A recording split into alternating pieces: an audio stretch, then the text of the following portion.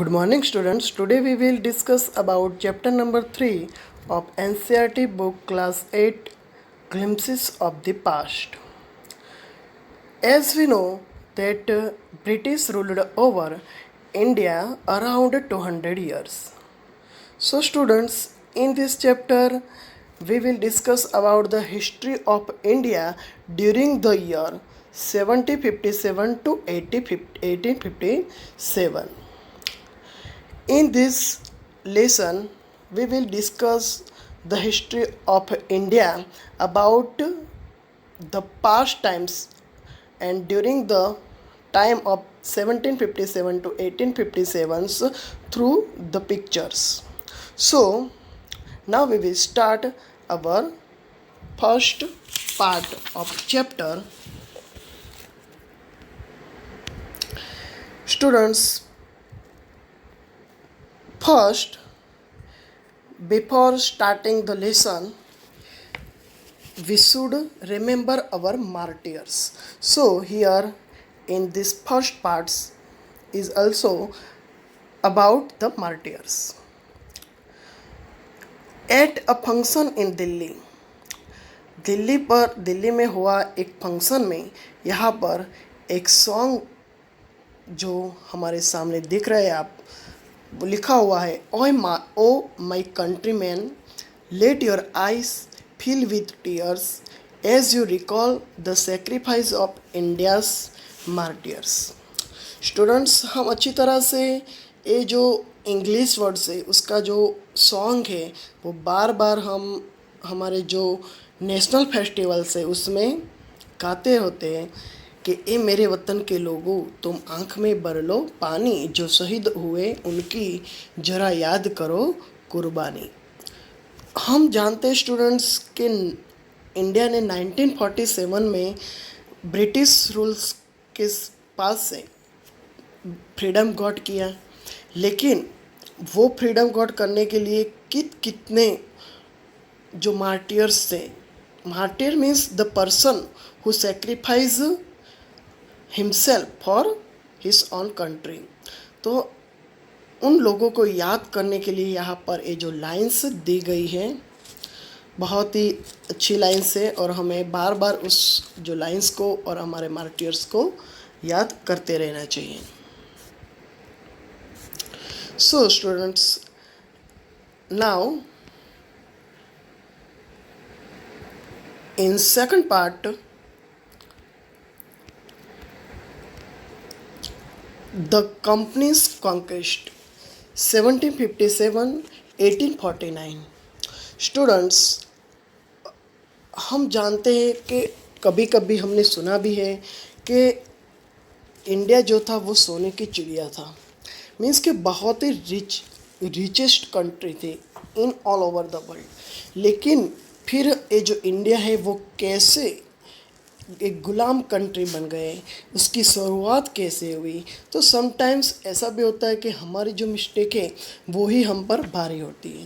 तो इंडिया के जो प्रिंसेस थे, इंडिया के जो किंग्स थे, इंडिया के जो रूलर्स थे, before the British company, before the foreigners visit India, उसके पहले की मैं बात कर रहा हूँ. तो वहाँ पर इन लोगों ने, जो इंडिया के किंग थे, जो प्रिंस थे, उन लोगों ने ऐसी भी मिस्टेक की कि जिसकी वजह से हमें ब्रिटिश के सामने बहुत ही हमारे सेक्रीफाइस देना पड़ा, बहुत ही उसका हमें कोई मीन्स के वैल्यू चुकानी पड़ी, तब जाके हम 1947 में फ्री हुए. तो वो अब हम ये देखेंगे कि ये सब शुरुआत कैसे हुआ. सो स्टूडेंट्स, सबसे पहले हम देखेंगे कि यहाँ पर लेफ्ट साइड पर आप जो मैप देख रहे हैं वहाँ पर ऊपर लिखा हुआ है कि with its superior weapons the British East India Company was expanding its power in 18th century India. Means के अपने श्रेष्ठ वेपन्स से ब्रिटिश ईस्ट इंडिया कंपनी ने भारत में अपना पावर को कैसे बढ़ाया इन 18th सेंचुरी में. और साथ में स्टूडेंट्स मैप दिया हुआ है जो इंडिया का मैप है 1765 का मैप है। वहाँ पर अब हम जानते हैं कि ये जो मैप है वो मैप इंडिया साथ में श्रीलंका, सॉरी, बांग्लादेश एंड पाकिस्तान, वो पूरा भारत जब 1947 पर फ्री हुआ उससे पहले पूरा इंडिया एक था। पाकिस्तान हमारे साथ था, बांग्लादेश हमारे साथ था। तो ये जो मैप है वो तब का मैप है 1765। यहाँ पर स्टूडेंट जो येलो कलर्स दिख रहा है आपको, तो वो दिखाता है इंडियन प्रिंस। मीन्स के जहाँ पर इंडियन जो किंग थे उसका रूल्स था, उन लोगों का रूल्स था। मतलब हमारा रूल्स था येलो कलर जो आप देख रहे हैं। और जो पिंक कलर आप देख सकते हो वहाँ पर ब्रिटिश टेरिटरी लिखा हुआ है। मीन्स के वहाँ पर वो इतना ही पार्ट जो था कि जहाँ पर ब्रिटिश अपने रूल्स वहाँ पर शुरुआत किया था 1765।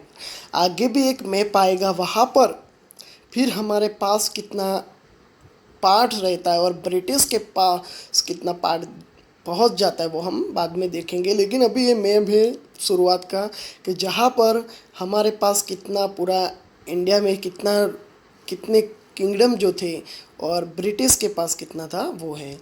ओके, आगे तो Indian princes were short cited.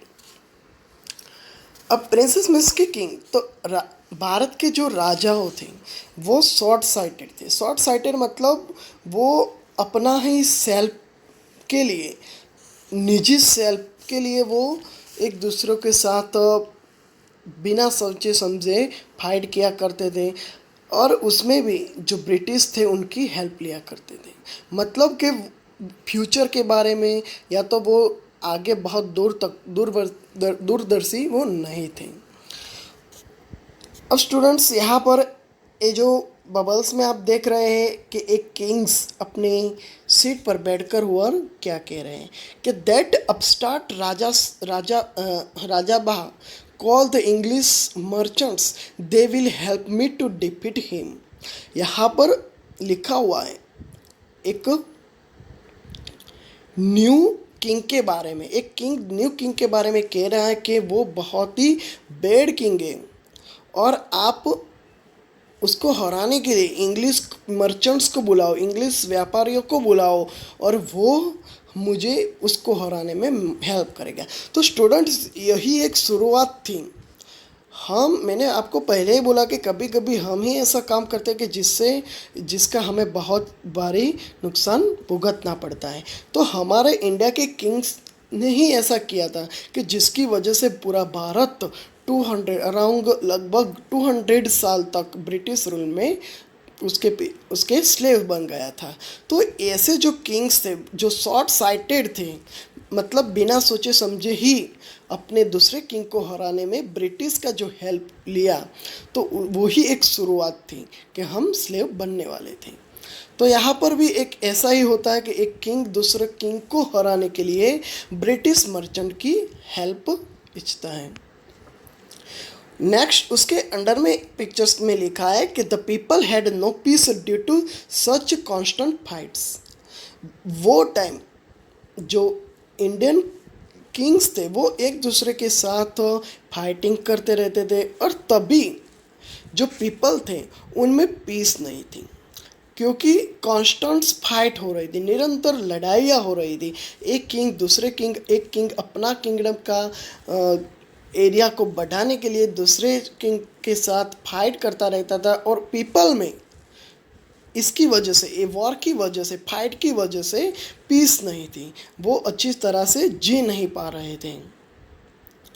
उसके बाद सेकंड पिक्स हम देखेंगे स्टूडेंट्स, तो वहाँ पर लिखा है कि the rivalries helped the East India Company and it could easily subdue Indian princes one by one.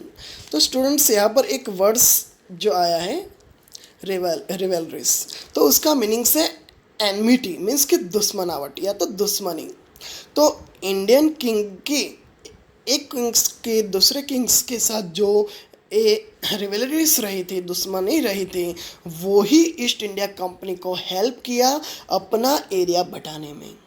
और इसकी वजह से आपस में जो दुश्मनी रही इंडियन किंग्स के बीच में, वही दुश्मनी ब्रिटिश ईस्ट इंडिया कंपनी को एक के बाद एक हर किंग को हराने में वो कामयाब रहे।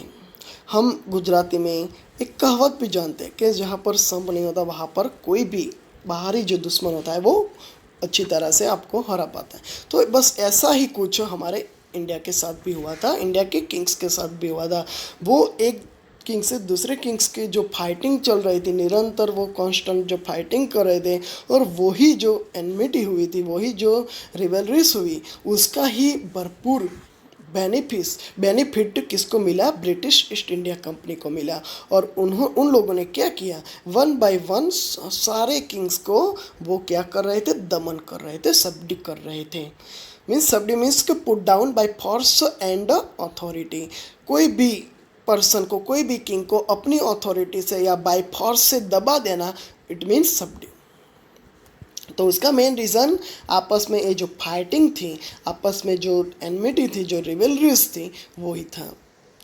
उसके बाद जो नेक्स्ट पिक्चर्स हम देख रहे हैं, तो स्टूडेंट्स ऐसा भी नहीं होता है कि सभी किंग्स एक जैसे थे, या तो सभी बस वही अपने काम में ही, मतलब फाइटिंग में ही डूबे हुए थे।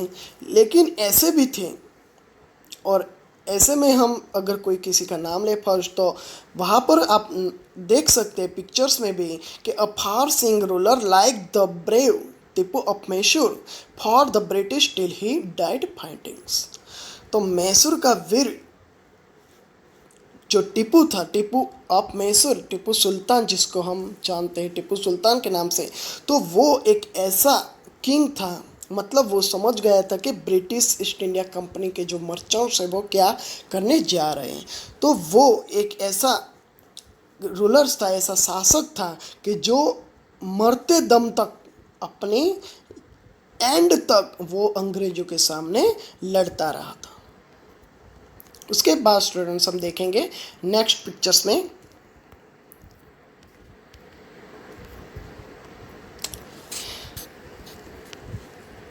स्टूडेंट्स अब आपने देखा कि हमारे जो किंग्स थे वो एक के बाद एक ब्रिटिश ईस्ट इंडिया कंपनी उसको हरा रही थी, उसको दबा रही थी, और अपना जो रूल्स था उसको आगे बढ़ा रहे थे।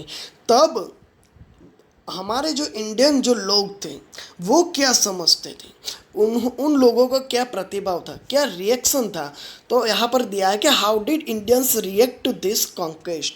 ये जो विजय हुआ, ये जो ब्रिटिश का विजय हुआ इंडियन किंग्स के ऊपर, उनके बारे में हमारे इंडियंस का क्या रिएक्शन था वो देखेंगे।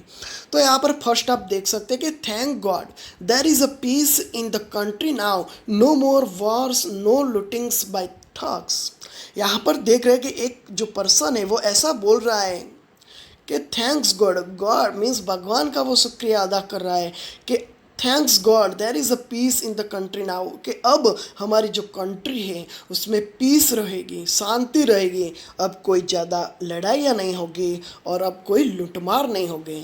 स्टूडेंट्स लेकिन यहाँ पर हमें समझ में नेक्स्ट वो जो हम समझ सकते हैं कि ये जो पर्सन थे वो टाइम की जो लड़ाइयाँ हो रही थी, एक किंग दूसरे किंग के साथ जो फाइट कर रहा था, उससे वो कितने परेशान हो गए थे। तब जाकर जब ऐसे ब्रिटिश ईस्ट इंडिया कंपनी एक किंग के पर जब विजय हासिल कर रहा था, जब विक्ट्री हासिल कर रहा था, तब उसका रिएक्शन क्या होता है। अब सेकंड पर्सन का हम जो देखते हैं रिएक्शन, तो it is a God who sent the British. वो ऐसा कहता है कि भगवान ने ही अंग्रेजों को भेजा है। थर्ड पर्सन की बात सुने तो our destiny is linked with them. वो कहता है कि हमारा भाग्य उन अंग्रेजों से जुड़ा हुआ है। और कितना हमारा डेस्टिनी अंग्रेजों के साथ जुड़ा हुआ है वो आज हम जानते हैं। लेकिन कोई ऐसे भी इंसान थे कि जो समझ पाते थे कि जो ब्रिटिशर से वो वैसे तो फॉरेनर से उससे बेटर हमारे इंडियंस तो हो गए ही, तो उनका रिएक्शन पॉजिटिव ही होता था। तो वो कहते कि the white man has killed और डिथ्रॉन्ड अवर किंग्स। यहाँ पर एक पॉजिटिव जो रिएक्शन आया है वो हम देखते हैं कि वो कहता है कि अंग्रेजों ने हमारे राजाओं को मार डाला या तो उसको गद्दी पर से निकाला गया, उठाया गया, गद्दी पर से उतार दिया, मतलब कि उनके पास से जो शासन था वो ले लिया गया। उसके बाद जो रिएक्शन है वो देखते हैं कि some kings were not good. कोई एक जो वाइज मैन होते हैं वो ही समझ पाते हैं, तो वो कहते हैं कि some kings were not good. हम मानते हैं कि it is also probably that some kings were not good. ऐसे भी किंग्स थे, ऐसे भी जो राजा थे कि जो अच्छे नहीं थे, but after all they were of this land. लेकिन इतना तो सही था कि ये जो राजा थे, ये जो किंग थे, वो एटलीस्ट यही भूमि के थे, मीन्स के भारत के थे। इतना हमारे लिए बेनिफिशियल था। उसके बाद जो थर्ड पर्सन की बात सुने तो वो कह रहा है कि now we have became slaves of foreigners. ये हमें अब देखना, अभी हम इस टाइम पर हम समझ सकते हैं कि ये जो वाइस पर्सन के जो रिएक्शन थे वो कितना वो समझ सकते थे कि वो टाइम पर वो लोग क्या समझ गए थे कि really we have become slaves of foreigners. अब हम एक फॉरेनर्स के स्लेव बनने जा रहे हैं, मीन्स के हम विदेशियों के सेवक बनने जा रहे हैं। और सही बात है कि हमने 200 ईयर तक मोस्ट ऑफ 200 लगभग ऑलमोस्ट 200 ईयर्स तक हमने वो स्लेवरी की। नेक्स्ट पेज पर हम देखेंगे third part, British rule 1765 to 1836।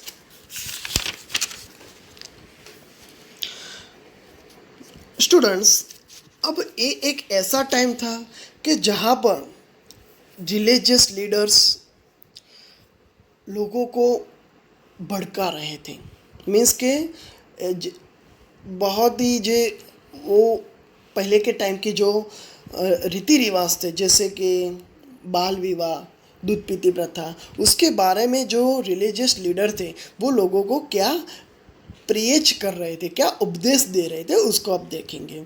तो religious leaders preached ideas like untouchability and child marriage. तो ये जो धार्मिक नेता थे वो छूताछूत या तो बाल विवाह जैसी प्रथाओं का प्रचार करते थे। तो यहाँ पर ऐसा ही एक प्रीचिंग दिया हुआ है कि anyone who crosses the seas loses his religions.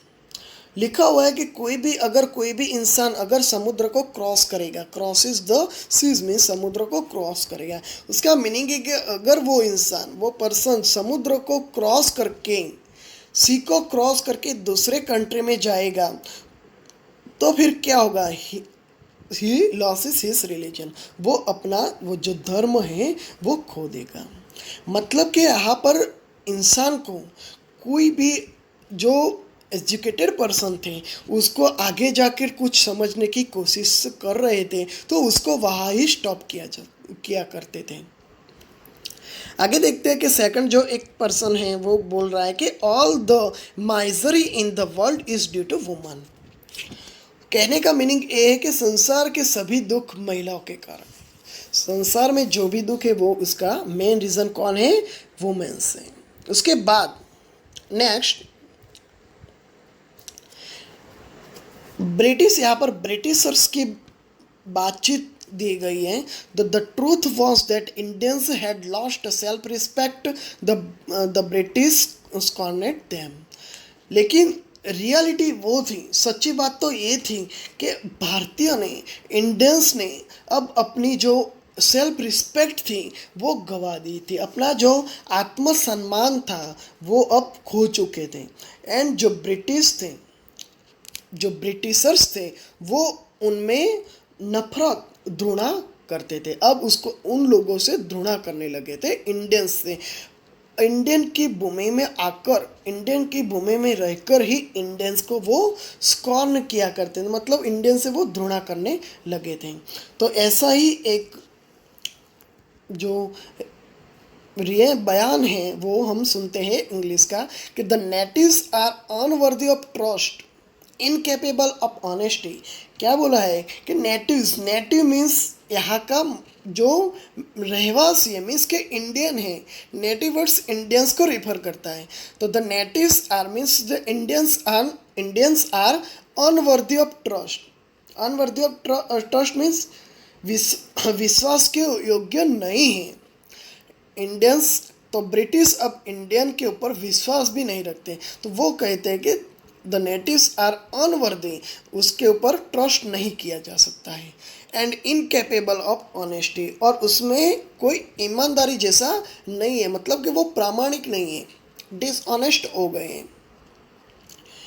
लेकिन उसका ही रिप्लाई में यहाँ पर पिक्चर्स में आप देख सकते हो कि ये जो बोला है कि the natives are unworthy of trust, incapable of honesty, उसके बिल्कुल राइट साइड पर एक पर्सन खड़ा हुआ है।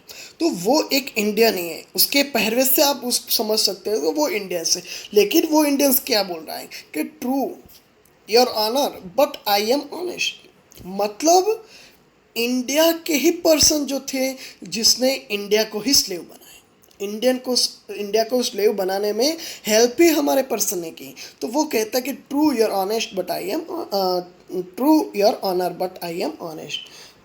वो कहता है, वो दोनों की बातचीत को सुनने के बाद कि आप सच बोल रहे, लेकिन मैं ऑनेस्ट, मैं ईमानदार हूँ। नेक्स्ट पिक्चर्स हम देखेंगे। Being merchants, the British wanted quick profit. Their heavy taxes forced farmers to abandon their fields. अब हम उसके आगे थोड़े पास्ट में जाएंगे तो हम देखेंगे, या तो हमें पता भी है, अपने एसेस में आप जानते भी थे कि ये जो फॉरेनर्स थे, ब्रिटिश थे, डच पर्सन थे, फ्रेंच के जो लोग आए थे, वो सभी लोग इंडिया में आने का उसका रीज़न क्या था? ओनली फॉर मर्चेंट, या ओनली फॉर ट्रेड, व्यापार के लिए ही वो लोग आए थे। उनका main reason, main purpose India में आने का ट्रेड ही था। लेकिन ये जो ब्रिटिश है, अब देखते हैं कि बीइंग मर्चेंट्स, वैसे तो वो व्यापारी ही थे, और इसीलिए उन लोगों को क्या चाहता था? ज़्यादा से ज़्यादा प्रॉफिट, और वो भी फास्टली। सो देर हैवी टैक्सेस, उन लोगों ने क्या किया? भारी कर, हैवी टैक्स डाले, और वो भी हैवी टैक्सेस, बहुत भारी taxes. So farmers to amend their field, उन लोगों ने ये हैवी टैक्स की वजह से जो फार्मर्स थे इंडियन के, उनको अपनी ही ज़मीन छोड़ने के लिए दबाव में डाल दिया। क्योंकि ये जो फार्मर्स थे, उनके ऊपर जो ज़मीन महसूल था, या तो जो पाक महसूल था, जो क्रॉप महसूल था, वो इतना सारा लगा दिया कि उनके पास जो इतना भी जो प्रोडक्शन होता था, उससे भी ज़्यादा उसको टैक्स देना पड़ता। और इसकी वजह से फिर उन लोगों, जो फार्मर्स हैं, उन लोगों ने क्या किया? अपनी ही वो जो फील्ड, अपने ही जो ज़मीन थी, उसको छोड़कर चले गए। तो यहाँ पर दूसरा हम बयान देखेंगे कि but your man are taking all my crop, request करता हुआ है। एक हमारे जो फार्मर्स है, वो कोई इंग्लिश मैन को, इंग्लिश जो अथॉरिटेड पर्सन हैं, ऑथोराइज्ड जो पर्सन है, जो अधिकारी है, उनको रिक्वेस्ट करता हुआ नज़र आ रहा है कि but your man are taking all my crop, कह रहा है कि परंतु तुम्हारे जो पर्सन थे, वो मेरी सारी फसल को ले जा रहे हैं। उसके रिप्लाई में वो जो इंग्लिश पर्सन है, वो क्या कह रहा है कि you are still in arrest, if you don't pay next week I will send you to jail. वो कह रहा है कि अभी भी तुम्हारे ऊपर एरेज है। अब एरेज भी मीन्स कि कर है, अभी भी आपको कर भरने का जो बाकी है, और अगर आपने ये जो टैक्स है वो नेक्स्ट वीक तक नहीं, उसका पेमेंट नहीं किया, तो हम तुम्हें जेल में भिजवा देंगे। नेक्स्ट पिक्चर्स हम देखेंगे नाउ। तो यहाँ पर आप देख सकते हैं, नेक्स्ट पिक्चर्स में लिखा हुआ है कि still the British invited other methods which give them more profits. अब जो ब्रिटिश थे उन लोगों को जितना भी मिलता था उनमें सेटिस्फेक्शन नहीं था, इसीलिए अभी भी वो ऐसा का ऐसा न्यू तरीका निकालते थे कि जिसकी वजह से उनको ज़्यादा से ज़्यादा प्रॉफिट गेन हो। अब हम आगे जो बयान है उसको पढ़ेंगे कि the goods manufactures in England should not have any import duty when brought into India. जो ब्रिटिश पर्सन है वो कह रहा है कि इंग्लैंड में जो मैन्युफैक्चर हो रहा है, इंग्लैंड में जो तैयार हो रहा है, वो गुड्स पर जब वो उसको इंडिया में लाया जाता है तब उसके ऊपर कोई भी import duty, import and export, this are two words, commercial words are there. दोनों कमर्शियल वर्ड्स है। इम्पोर्ट मीन्स दूसरी कंट्री में से हमारे कंट्री में लाना एंड एक्सपोर्ट मीन्स हमारे कंट्री में से दूसरी कंट्री में ले जाना। तो यहाँ पर ये जो ब्रिटिश पर्सन है वो कह रहा है कि the goods manufactured in England, England में जो रेडी हो रहा है वो गुड्स के ऊपर इंडिया में लाने के लिए कोई इम्पोर्ट ड्यूटी लगानी नहीं है। क्यों नहीं लगानी है? जिसकी वजह से इंग्लैंड में रेडी हुआ जो गुड्स है वो चीप रहेगा और इंडिया में उसका डिमांड है वो ज़्यादा रहेगा और ज़्यादा से ज़्यादा बेनिफिट उन लोगों को मिल सके। तो उसका रिप्लाई में एक अदर पर्सन बोल रहा है कि a good idea, it is good idea. उसके बाद लिखा हुआ है कि the East India company's laws began to cripple Indians industries. East India Company के जो कानून थे, जो लॉस थे, वो लॉस ने भारतीय उद्योगों को पंगु बनाने लगे थे। क्रिपल मीन्स पंगु बनाना है, उसको नीचे गिरा रहे थे।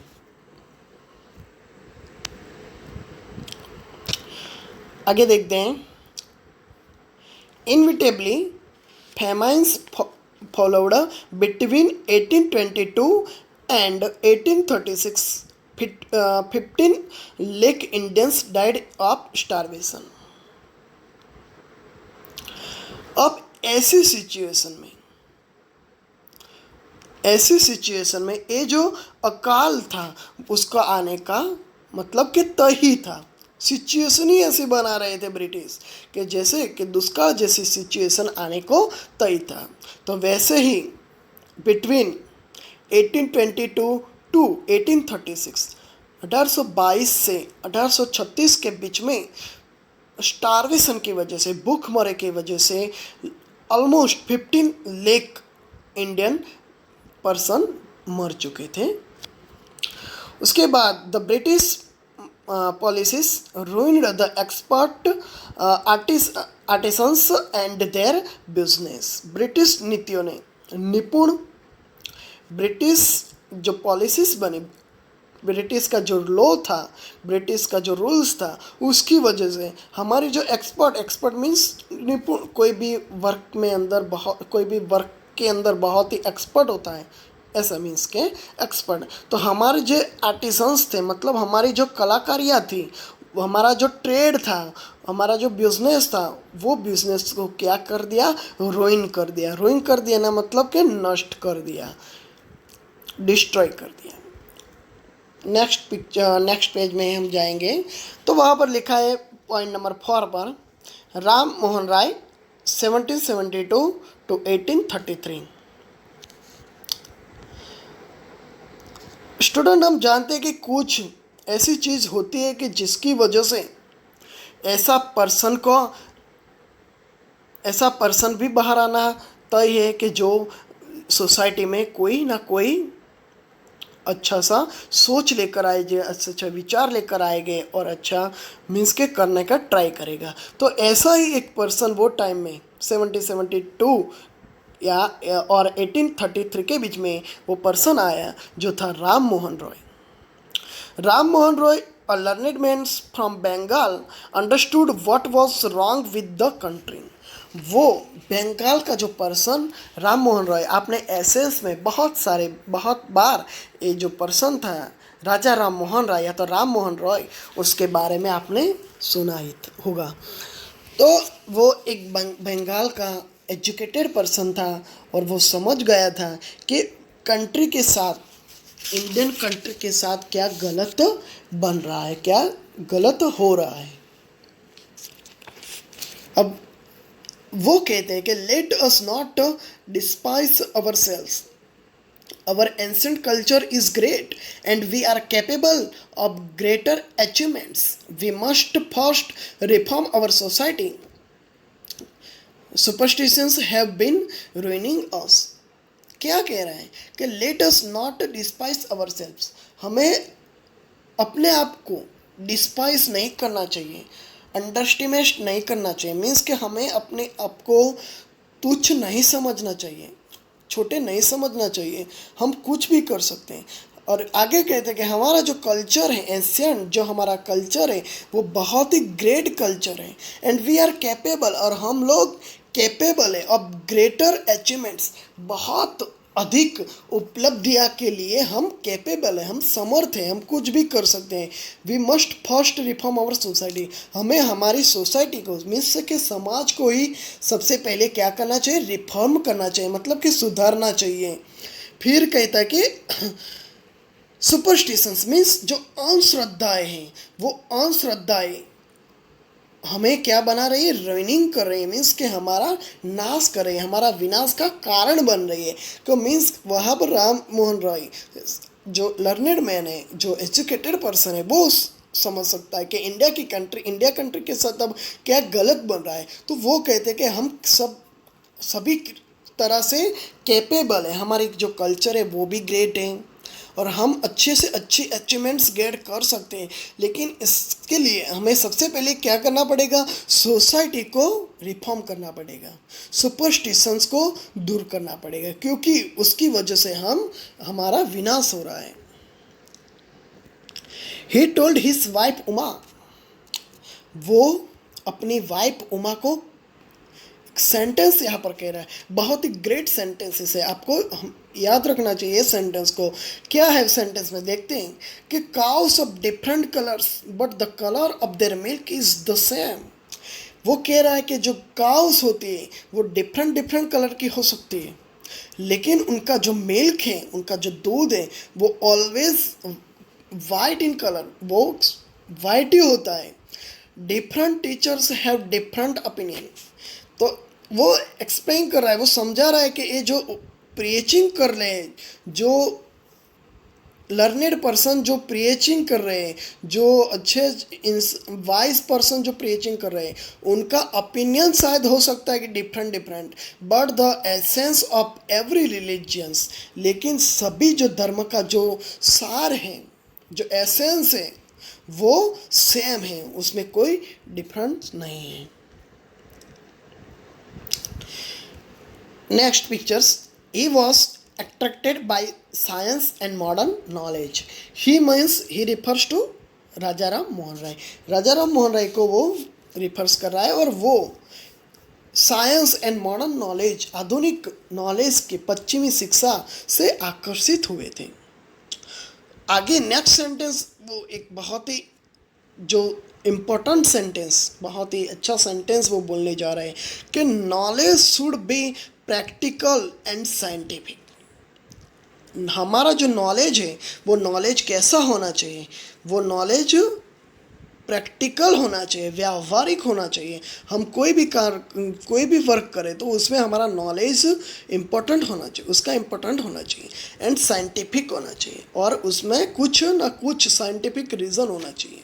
मीन्स के यहाँ पर जो राजा राम मोहन राय है वो लोगों को सुपरस्टिशन से, अंधश्रद्धाओं से बाहर लाने का ट्राई कर रहे हैं।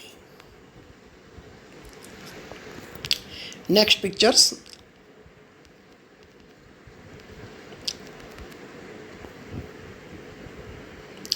he crossed the seas and went to England to see what made the British powerful. There he told them. और इसलिए राजा राम मोहन राय समुद्र पार करके इंग्लैंड पहुँचे और वहाँ पर ये देखने के लिए, ये जानने के लिए वो वहाँ पर पहुँचे कि ब्रिटिश में ऐसा क्या है कि वो चीज़ उनको इतना पावरफुल बना रही है।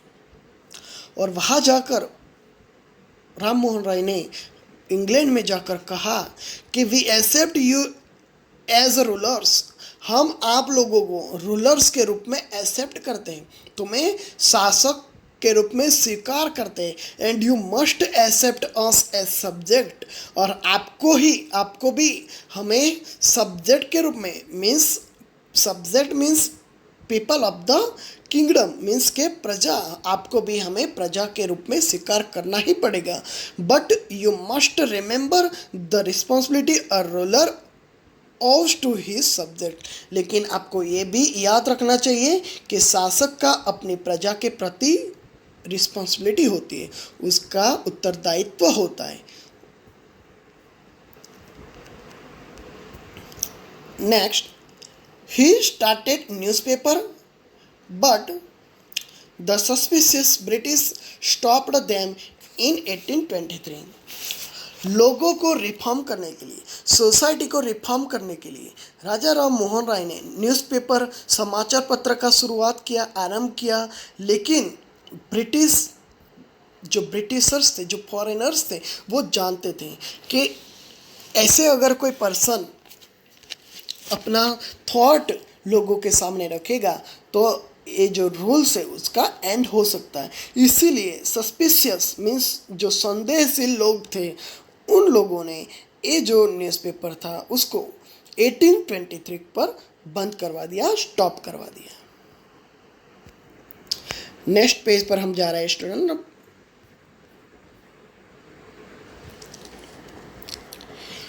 तो नेक्स्ट पेज में हम देख सकते हैं कि पॉइंट 5 लिखा है, वहाँ पर लिखा है कि ऑपरेशन। अब ऑपरेशन मीन्स कि दबाना। 1765 टू 1835 वो टाइम एक ऐसा था कि इंडियंस को, भारतीयों को ब्रिटिशर्स दबा रहे थे। देखते हैं उसमें।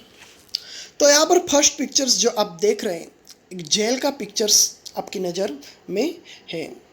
ऊपर लिखा हुआ है कि but the British continued to oppress Indians, लेकिन अभी तक जो इंग्लिश था, जो ब्रिटिशर्स थे, वो लोगों ने भारतीयों का ऊपर जो दमन था वो जारी रखा था। In 1818 they had passed regulation 3, under it an Indians could be jailed without trial in a court. और 1818 में एक लॉ बना, एक कानून लाए गए जिसके अंतर्गत किसी भी भारतीय को, किसी भी इंडियन को without any trial in court में मुकदमा चलाए बिना ही जेल भेज सकते थे। तो अब आप देखने जा रहे हैं कि जो ही लोग जो ब्रिटिशर्स को एक अच्छे पर्सन के रूप में देखते हैं शुरुआत में, लेकिन अभी वो लोग भी समझ गए होंगे कि ब्रिटिशर्स जो फॉरेनर्स है वो कितने, हमारे जो इंडियन किंग्स थे उससे कितने बदतर हैं। आगे देखते हैं कि all the times British officers in India Drew big salaries and also made a fortunes in private business. इस समय पर अंग्रेज जो अफसर थे, ऑफिसर्स थे, वो एक बहुत ही बड़ी सैलरीज, बहुत ही बड़ी वेतन ले लेते थे, और जो दूसरे पर्सन थे, जो बिजनेसमैन थे, वो भी बिजनेस में से अच्छा सा बहुत सारा ऐसा धन कमा लेते थे।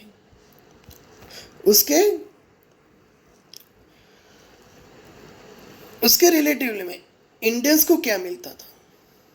तो by 1829 Britain was exporting British goods worth 7 crore rupees to India. 1829 तक, 1819 तक ब्रिटिशर्स ने ब्रिटेन को भारत का 7 करोड़ तक का गुड्स अपने कंट्री में एक्सपोर्ट कर दिया था। तो ये दिखाता है कि भारत को अब वो कितना, इंडियन को कितने लूट रहे थे। उसके बाद हम देखते हैं आगे गवर्नर जनरल बेंटिंग। तो governor general Bentinck's reported back home, अपने इंग्लैंड वापस जाकर गवर्नर जनरल बेंटिंग ने क्या रिपोर्ट दिया, तो वो कहते हैं कि the bones of cotton weavers are bleaching the plains of India. वो कहता है कि सूती कपड़ा बुनकर मीन्स के जो वेवर्स है, जो कॉटन्स के जो क्लोथ्स बनाते हैं, वो उसकी जो हड्डियां है वो भारत के मैदानों को श्वेत कर रही है, भारत के मैदानों को रिच बना रही है, ब्लीचिंग कर रही है। उसके ऊपर वाला एक सेंटेंस था कि the British prospered on the company's loot while Indians industries began to die। Company की लूट के रीज़न से जो ब्रिटिश थे, जो अंग्रेज थे, ब्रिटिशर्स जो थे वो समृद्ध हो रहे थे, रिच बन रहे थे, जबकि जो इंडियंस थे, इंडियंस का जो इंडस्ट्रीज था वो अब दम तोड़ रहा था, वो अब मीन्स के दब रहा था। नेक्स्ट पेज पर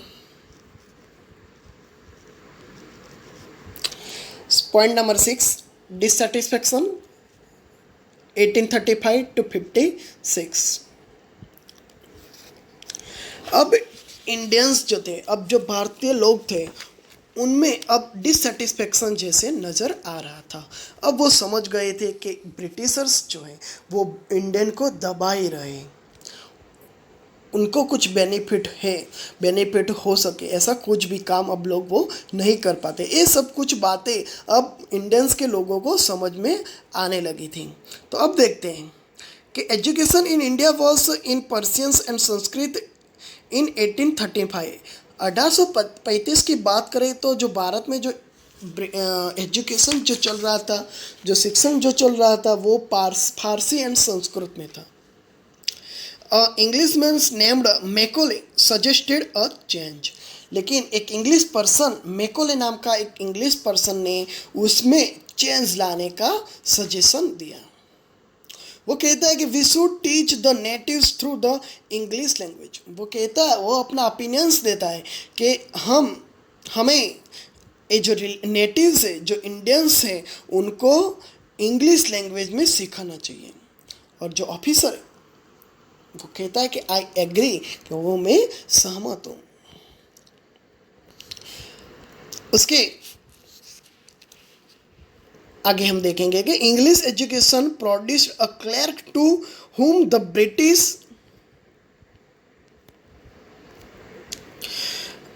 फिर से English education produced a clerk to whom the British gave petty job under them। English education की वजह से, इंग्लिश की जब एजुकेशन की शुरुआत हुई तो उसकी वजह से इंडियंस जो थे उसमें से छोटे मोटे क्लर्क ही बाहर आ रहे थे, और ये जो ब्रिटिशर्स थे वो ऐसे क्लर्क मीन्स क्लर्क, तो वैसे क्लर्क को छोटी मोटी जॉब देकर खुश रखते थे अपने हाथ के नीचे, अपने अंडर के नीचे।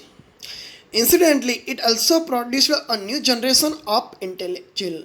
लेकिन साथ में एक बेनिफिट इंडिया के लिए ये भी हुआ कि इंग्लिश एजुकेशन की वजह से एक न्यू जनरेशन बाहर आने लगी कि जो इंटेलेक्चुअल हो, एक बुद्धिजीवी, यो कि एक नई पीढ़ी का जन्म हो रहा था।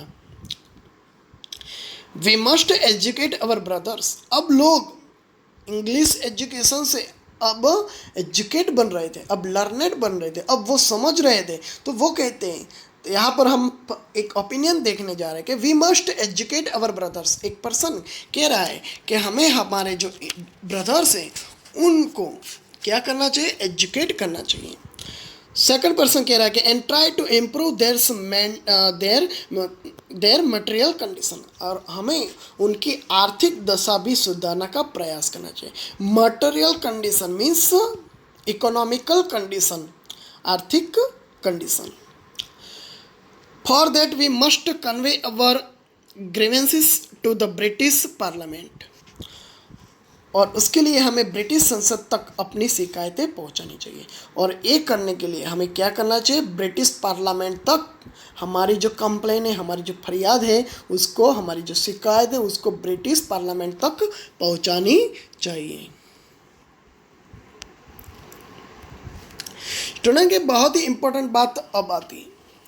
आपने चैप्टर की शुरुआत में इंडिया का मैप को पढ़ा था, देखा था इंडिया का मैप को, yellow and pink colour.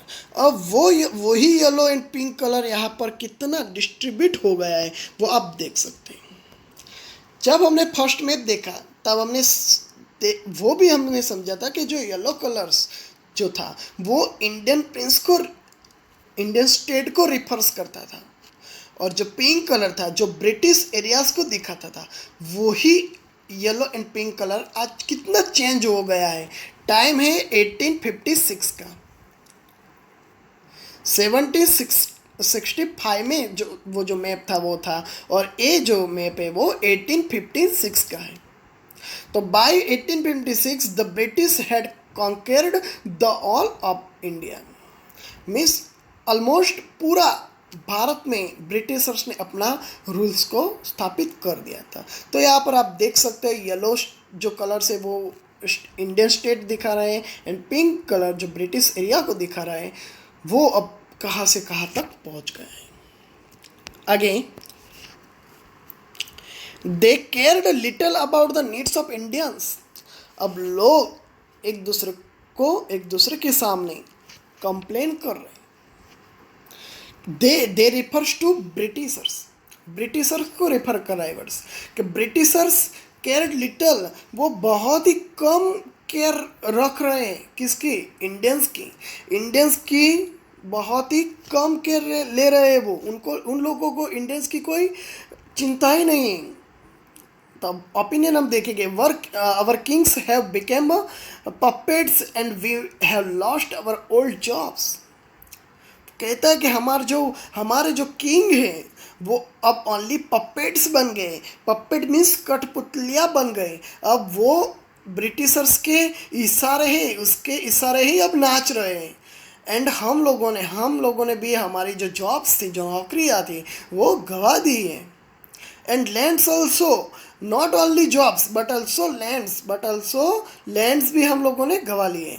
They are converting our brothers, वे हमारे भाइयों का धर्म परिवर्तन कर रहे हैं।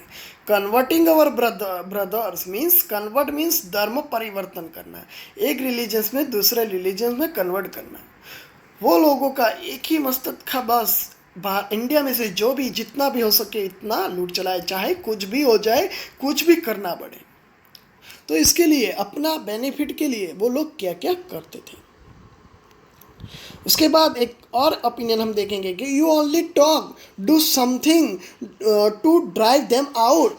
आप केवल उसके बारे में बोल रहे हैं, लेकिन कुछ ऐसा करो कि वो लोग यहाँ से भाग निकले। ऐसा हमें कुछ करना पड़ेगा।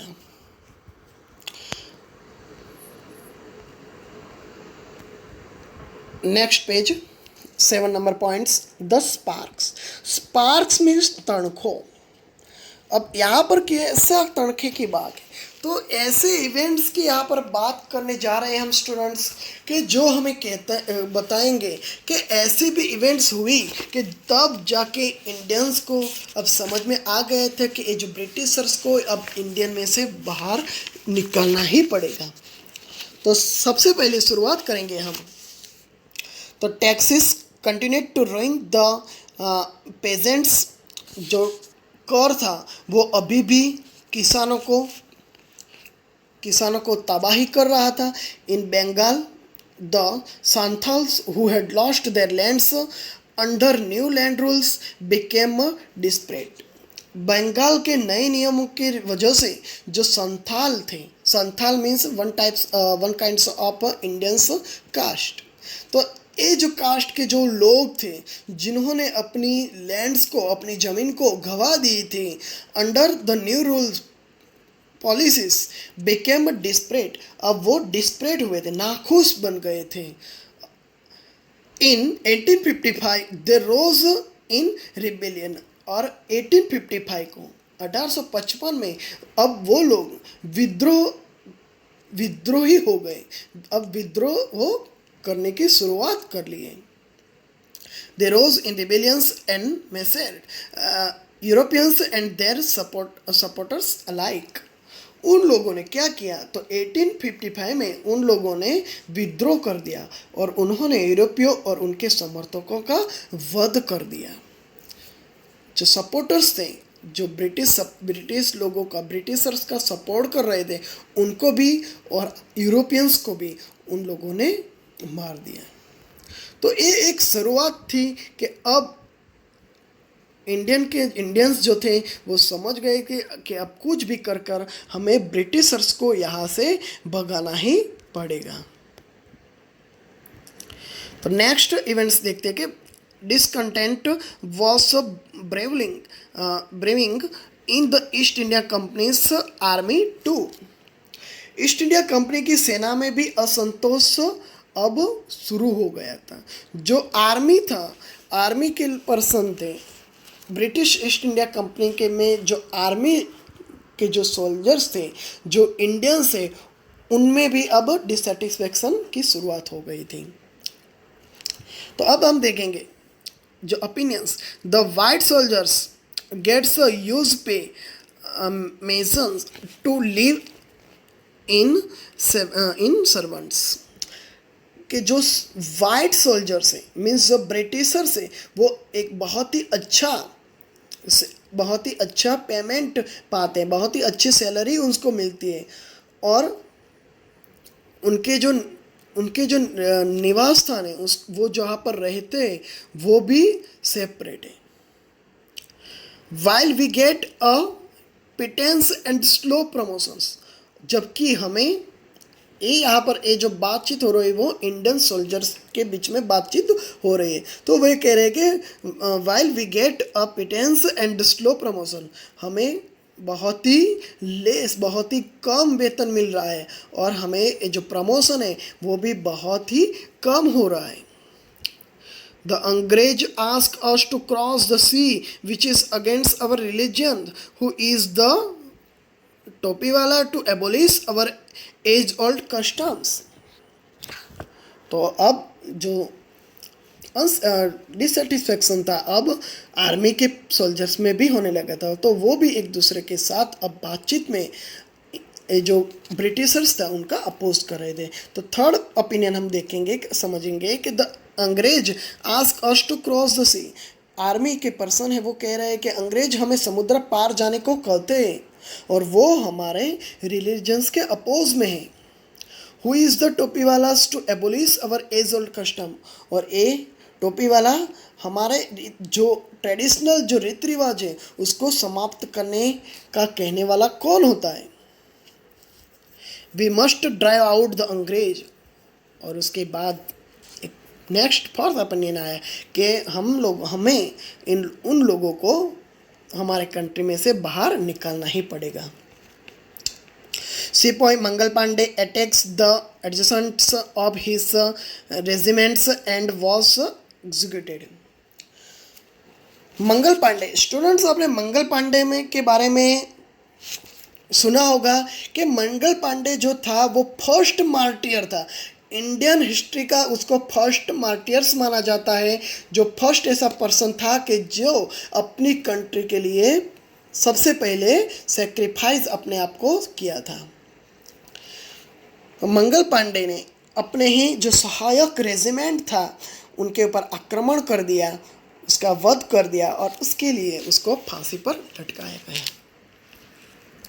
उसके बाद नेक्स्ट पिक्चर पर thousands of other sepoys revolted, they were stripped of their uniforms। दूसरे हजारों सैनिकों ने, सिपाहियों ने विद्रोह किया और उनसे अपनी वर्दी को, यूनिफॉर्म को छीन लिया गया।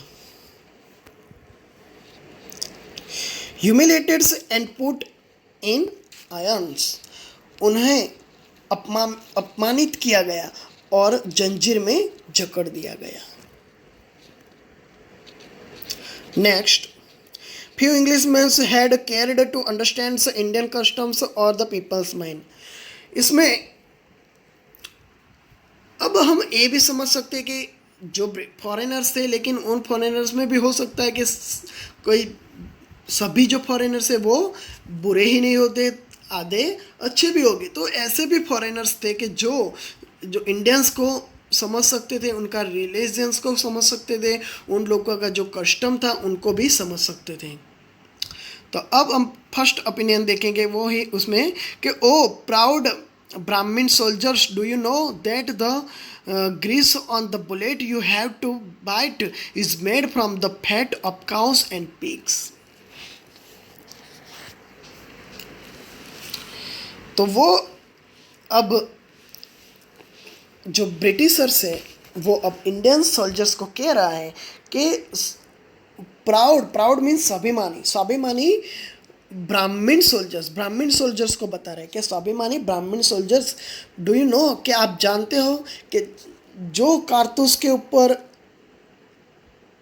आप जिस कारतूस को अपने दांतों से काटने आपको पड़ते हैं, उसके ऊपर जो ग्रीस लगाया हुआ है, जो चिकनाई लगाई हुई है, वो चिकनाई किससे बनती है? तो वो that it is made from cow and pigs, fat of cows and pigs. Cow means guy and जो पिग्स सुअर की चर्बी में से वो चिकनाई बनाई जाती है। वॉट? तब ब्राह्मण सोल्जर्स सरप्राइज होता है और कहता है कि what the white man has deceived us to.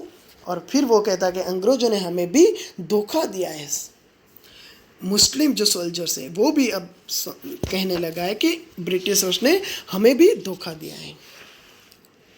Soon, chapatis were sent from village to village to tell the people that their emperors would want their services। अब जो लोग थे वो समझ गए थे, जो किंग थे वो समझ गए थे। तो अब क्या हुआ?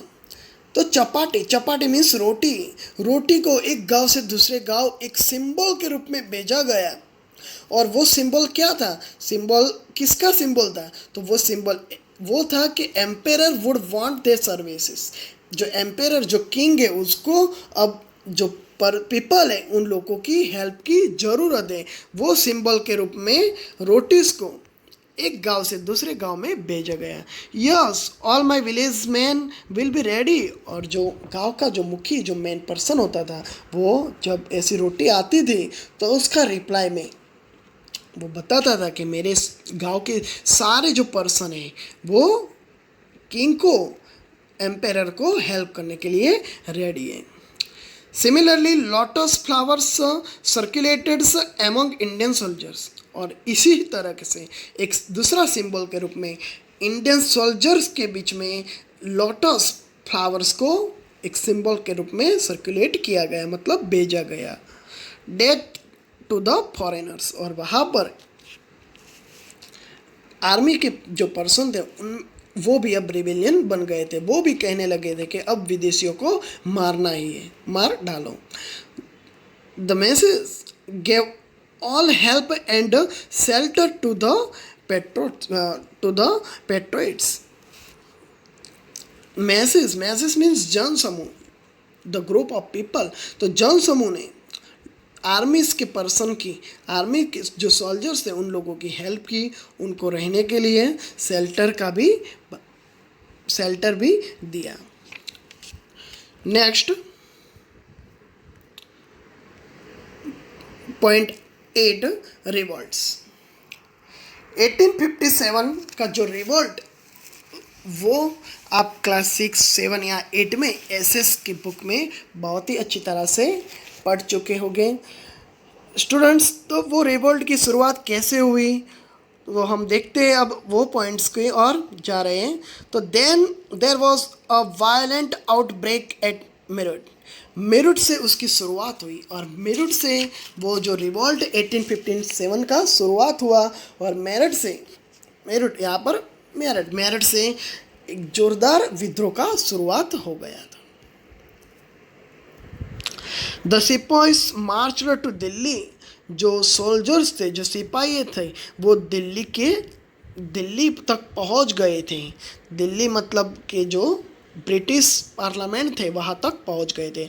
Long live our एम्पेरर्स Bahadur Shah. और दिल्ली का जो किंग था तब था वो था बहादुर शाह। तो वहाँ पर आर्मीज ने अपने नारे लगाए कि long live our emperor Bahadur Shah.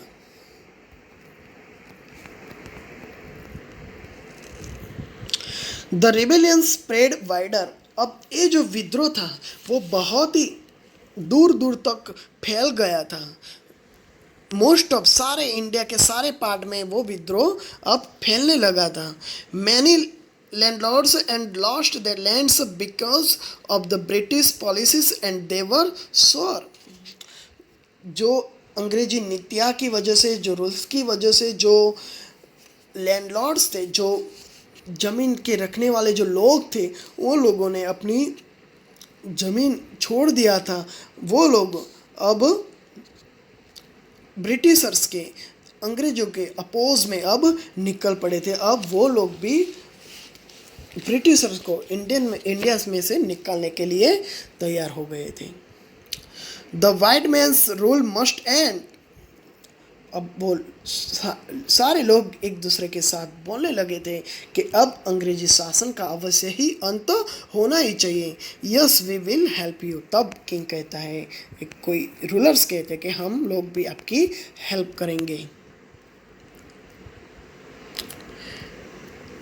Point number 9, the fight for freedom. Freedom के लिए जो फाइट शुरू हुई 1857 के रिवोल्ट के बाद, तो अब हम वहाँ पर देखने जा रहे हैं। तो many farmer rulers like Begum Hazrat Mahal of Lucknow were bitter. तो अब हम ये देखने वाले हैं स्टूडेंट्स के ये जो रिवोल्ट हुआ 1857 का, वो सक्सेसफुल नहीं हुआ। इसका भी कई रीज़न था, लेकिन उससे ही शुरुआत हुई फाइट के लिए, अब फ्रीडम की फाइट के लिए। अब इंडियंस के जो किंग्स थे, इंडियन के जो पर्सन थे, वो अब समझ गए थे कि अब ये ब्रिटिशर्स को इंडिया से भगाना ही पड़ेगा।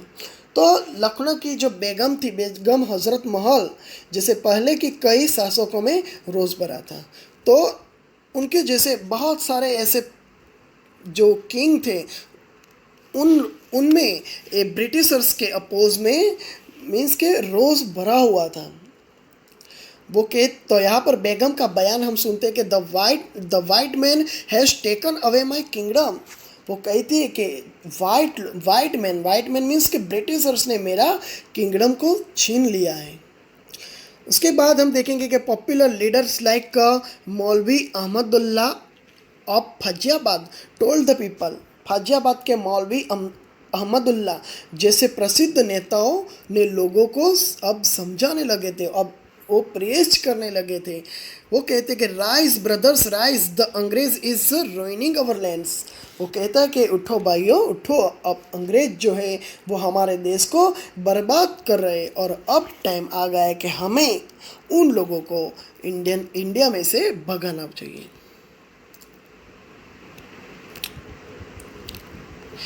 हमने आगे जो देखा बेगम हजरत महल, तो वो उनके जैसे जो रूलर्स थे, जिसमें अंग्रेज़ के अपोज में जो रोज़ भरा हुआ था, तो they joined the upsurge against the foreigners. वो सभी लोग विदेशियों के विरुद्ध में विद्रोह में शामिल हो गए। और the people rose everywhere in Bareilly, Kanpur and Allahabad. और बरेली, कानपुर और इलाहाबाद में लोग अब विद्रोह करने का शुरुआत कर दिया। अजीमुल्ला खान टोल्ड तात्या टोपे। अजीमुल्ला खान तात्या टोपे को कुछ कह रहा है, वो देखेंगे अब हम। तो वो कह रहा है कि we should have Peshwa Nana Sahib as our leaders in this war of independence. वो कह रहे हैं कि हमें इस स्वतंत्रता के संग्राम में हमें पेशवा नाना साहेब को अपना नेता बनाना चाहिए। ऐसा हमें लीडर बनाना चाहिए कि जिसकी वजह से हम ये फाइट बहुत ही अच्छी तरह से कर सकें, और जो ब्रिटिशर्स से, जो फॉरेनर्स है, उनको हम हमारी कंट्री में से बाहर निकाल सकें। The patriots pounced upon the British and fought pitched battles all over north India. देशभक्त अंग्रेजों पर टूट पड़े और उन्होंने पूरे उत्तरी भारत में, नॉर्थर्न इंडिया में घमासान लड़ाइयाँ लड़ने की शुरुआत कर ली।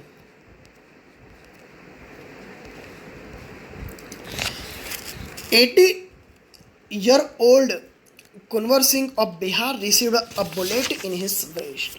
बिहार के 80 वर्षीय कुंवर सिंह को अपनी कलाई में गोली लगी और वो भी इंडिया भूमि को, भारत की भूमि को ब्रिटिशर्स के हाथों में से छुड़वाने के लिए, फ्री बनाने के लिए मार्टियर हो गए। और वो मरते मरते जो रिवर गंगा में, ये जो यहाँ पर पिक्चर्स आप देख रहे हैं कि बॉट में जो फाइट हो रही है, तो रिवर में जो फाइट हो रही है, तो वहाँ पर वो मरते time, at the ending time of his life, he said to river Ganga को कह रहे हैं कि this is my last offering to you, कि ओ ये जो है मैं अब मेरे बॉडी के रूप में मैं आपको अंतिम बेट दे रहा हूँ।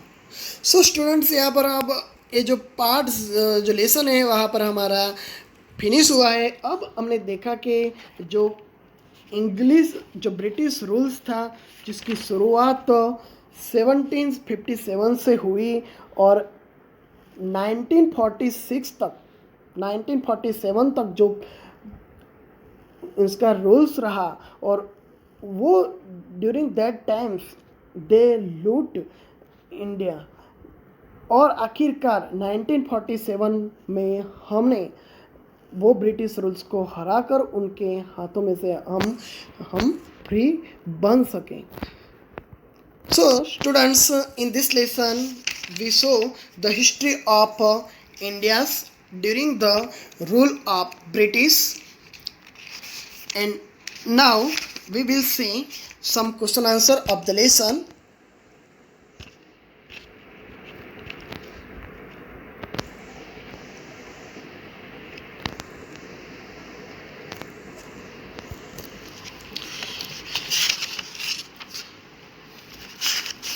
सो फर्स्ट क्वेश्चन इज देयर। यहाँ पर फर्स्ट क्वेश्चन आप देख सकते हैं, वहाँ पर है कि do you think the Indians princes were short sighted in their approach to the events of 1757?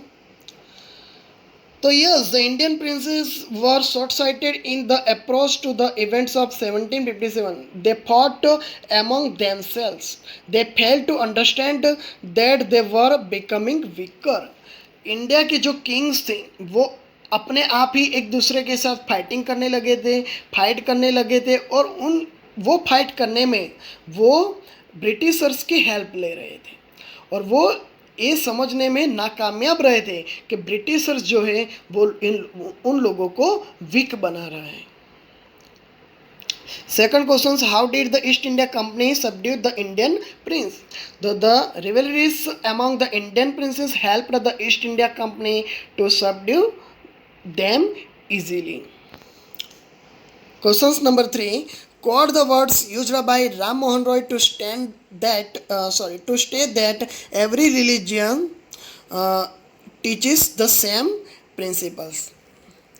तो हमने स्टूडेंट्स देखा था सेंटेंस राजा राम मोहन राय का कि cows are different colours but the colours of their milk is the same.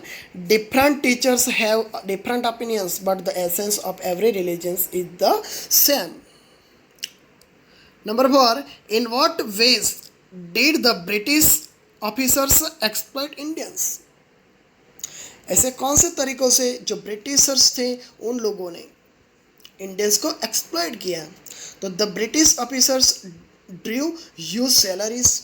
British officers ने बहुत बड़ी बड़ी सैलरीज ले रहे थे। They also made fortunes in private business में भी वो अपना फ्यूचर्स बना रहे थे।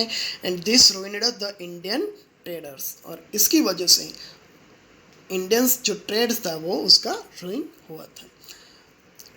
Number 5, name this person. यहाँ पर स्टेटमेंट दिया है और उस पर्सन का नेम देना है।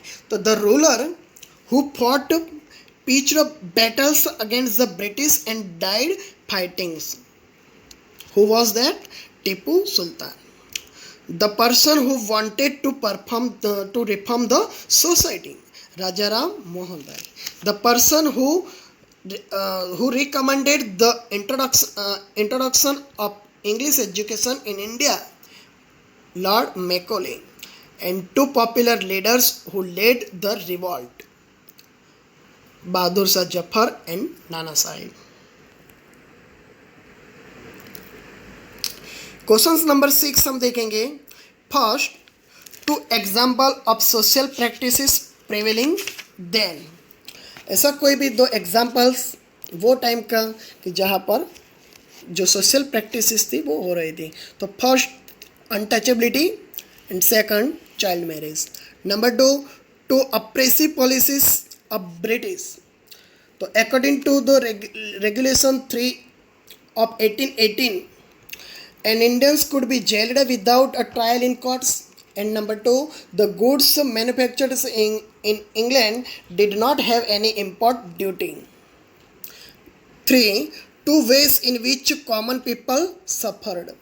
The British wanted quick profit, so they imposed heavy taxes on the farmers. And number 2, due to the wrong policies of the company, farmers and also famines between 1822 to 1836 took 15 lakh lives. Number 4, 4 reasons for the discontent that led to the 1857 War of Independence. The first, white soldiers drew big salaries while Indian soldiers got a pittance. Number 2, British introduced the use of grease made from the fat of cows and pigs, which was considered sacrilegious by both Hindus and Muslims.